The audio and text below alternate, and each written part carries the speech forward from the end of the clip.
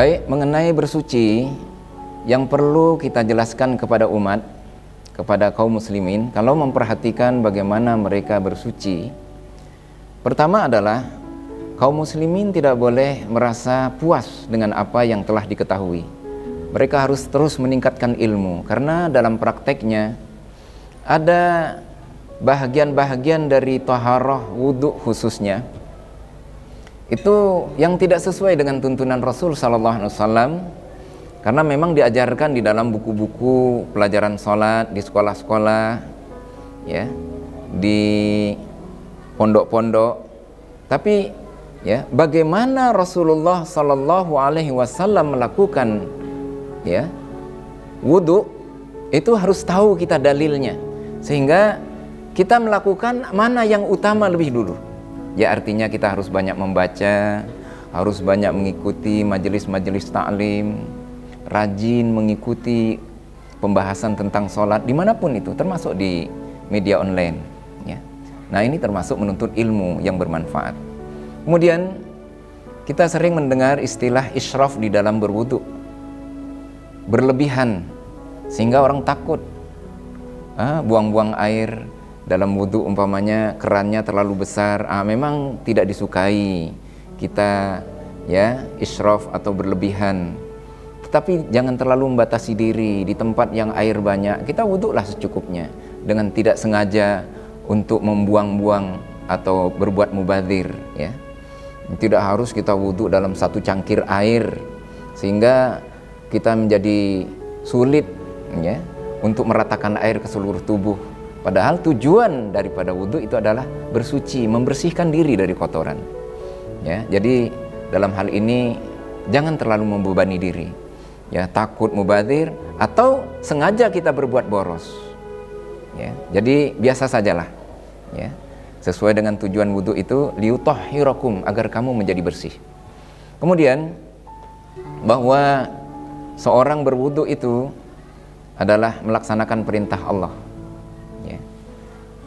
Sudah sering dibahas di dalam majelis-majelis taklim bagaimana wudhu yang benar, tapi ya kami ulangi kembali di sini, rukun wudhu yang disepakati oleh para ulama itu tercantum dalam surat Al-Maidah ayat 6.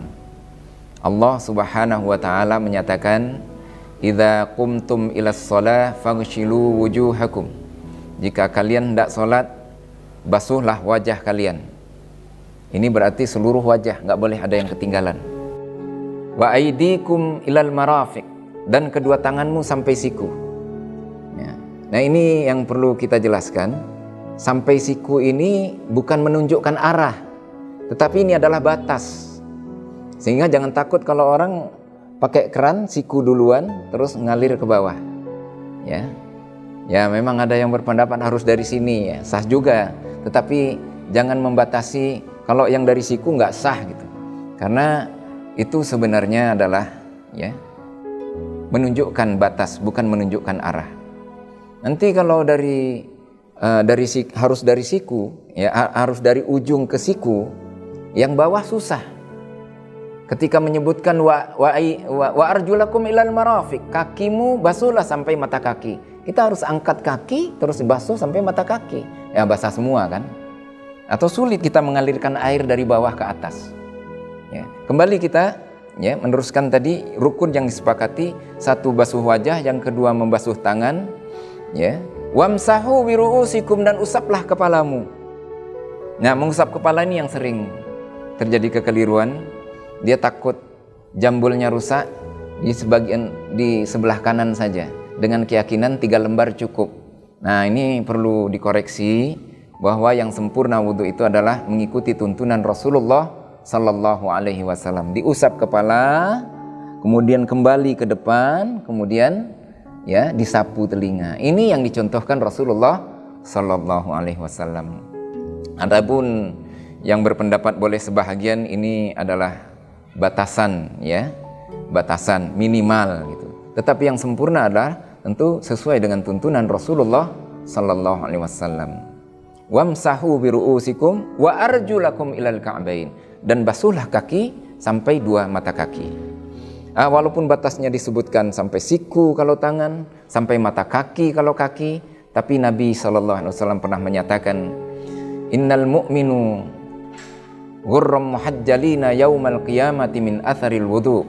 Orang-orang yang beriman itu nanti akan bercahaya bahagian tubuhnya dari bekas-bekas wudu. Oleh sebab itu barang siapa yang bisa melebihkan cahaya itu, lakukanlah. Artinya wudu itu minimal sampai batas yang ditentukan, tapi kalau mau lebih itu lebih baik.